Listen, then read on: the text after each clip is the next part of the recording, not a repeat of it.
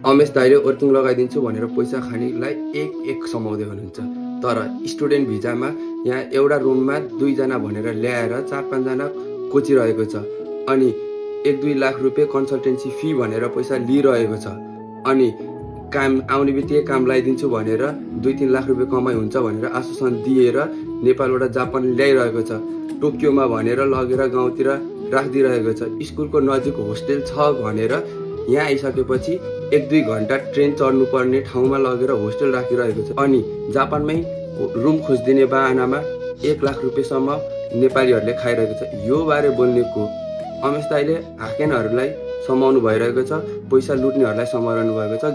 नेपालको गृहमन्त्रीले समाएको जस्तो भोलि बिहान को समाउँछ भन्ने अत्तो पत्तो छैन। कसलाई स्ट्याटसमा व्यङ्ग्य हान्नुहुन्छ अत्तो पत्तो छैन, कसलाई समाउने थाहा छैन।